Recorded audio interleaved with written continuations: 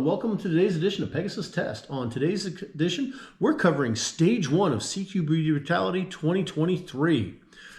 This was held at the SUPS range in St. George, Utah, and due to the layout of this range basically being a USPSA IPSC type of layout, they did everything under the Cqb moniker to make sure that you let everybody know it's going to be kind of a short range match, although we did engage targets out to about 100 meters. Yep.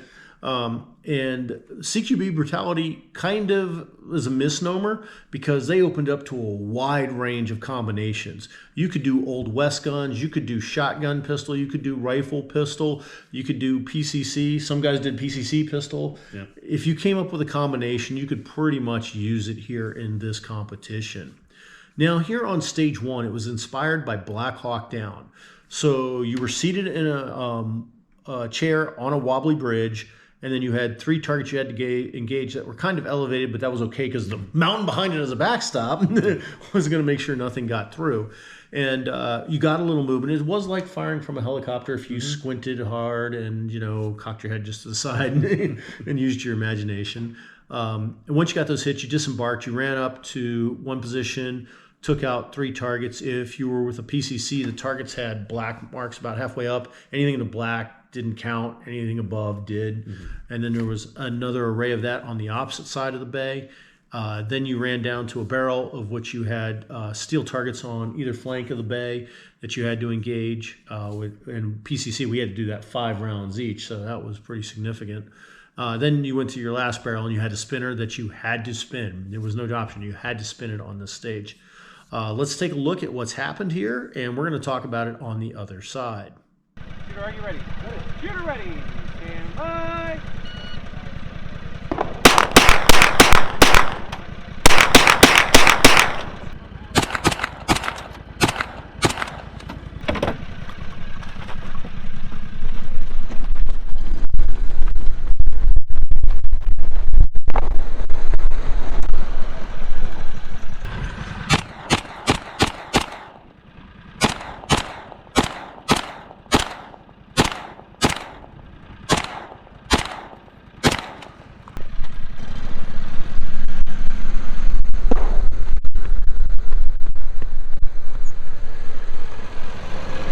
The magnets, Hans, I think we have a problem.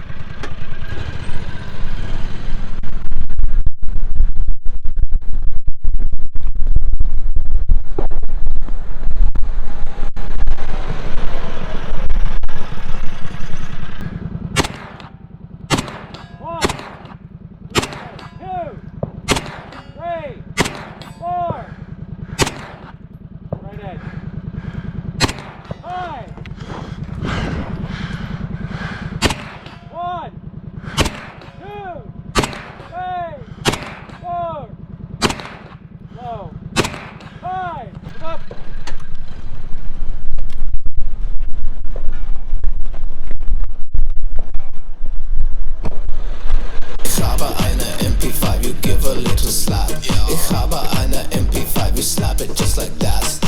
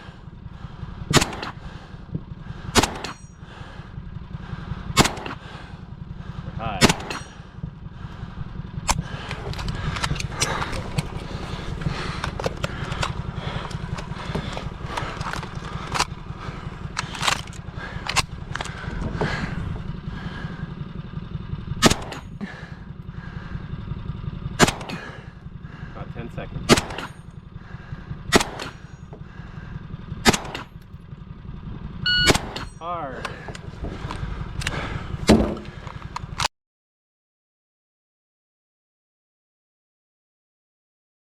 Shooter ready? Ready. Shooter ready. Stand by.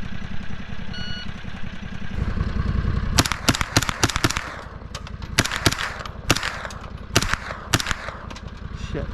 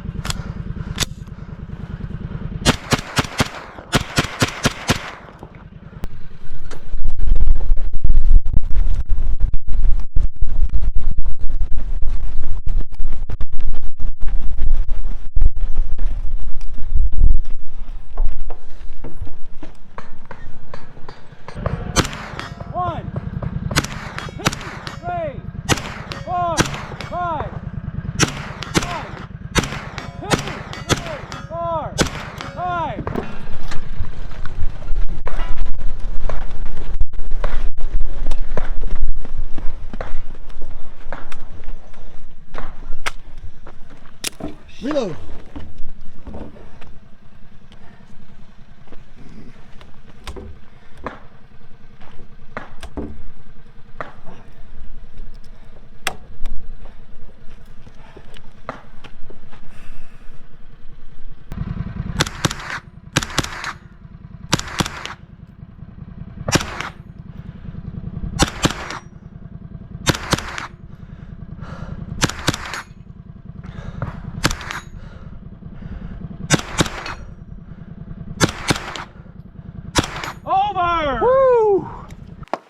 Cqb Brutality allowed for the largest possible combination of guns that you could use in the match.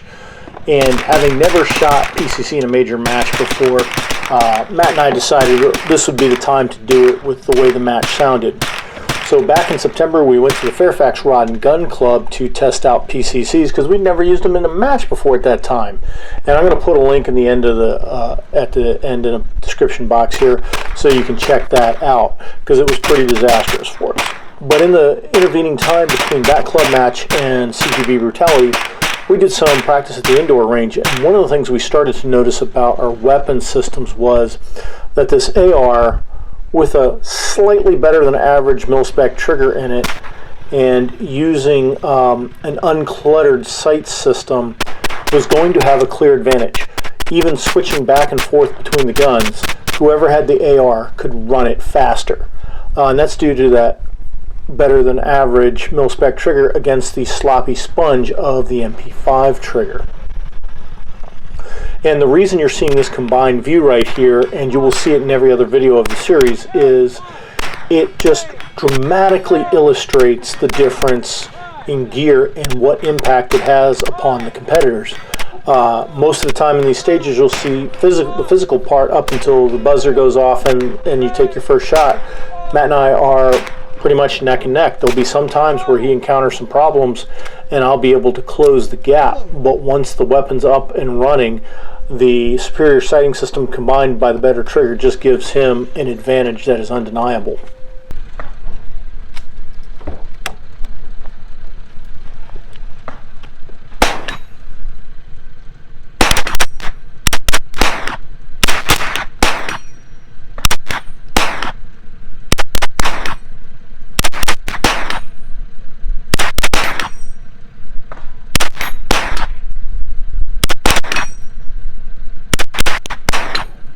Over! Woo! Clear.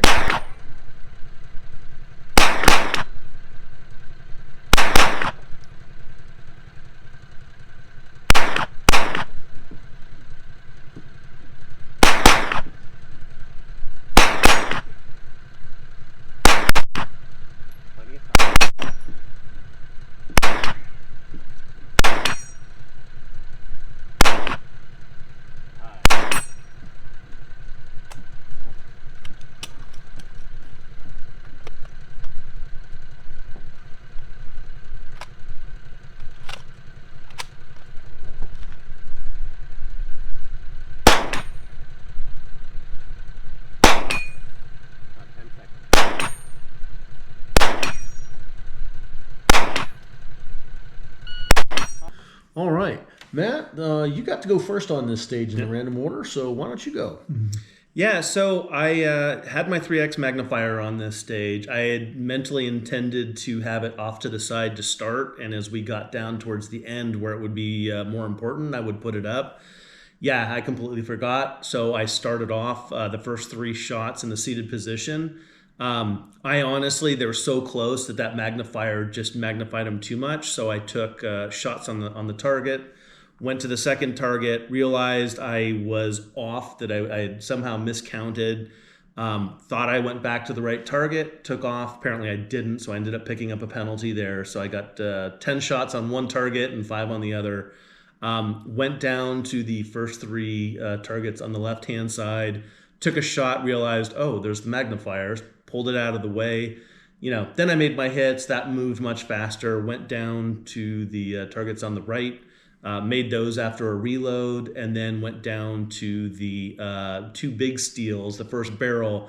And I'll say the target on the left-hand side was kind of a reddish-brown color, and it absolutely blended into the background.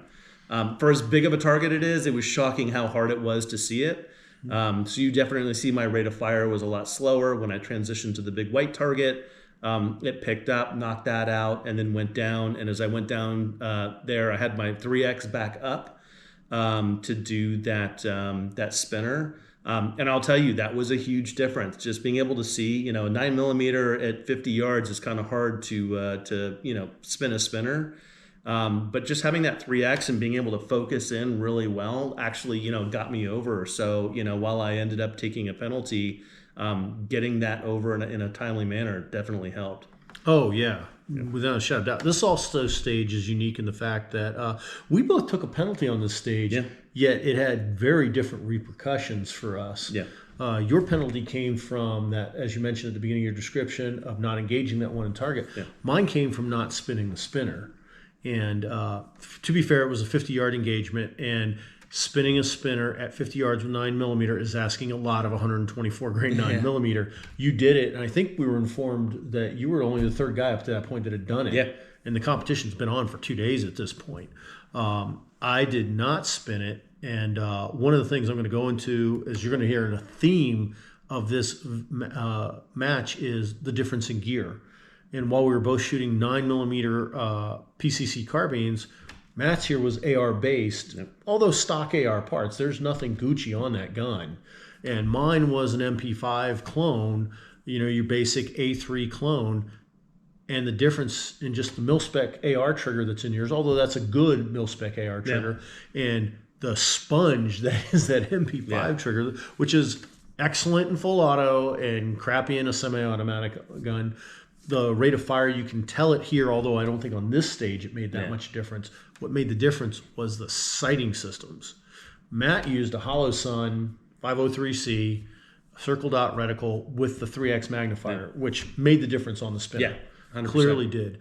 I was not using a magnifier. I was using a Holosun 507, which is more of a pistol optic on there, on a very low mount on the MP5. And when we do the gear video on this, I'm going to go into why that mounts on that gun.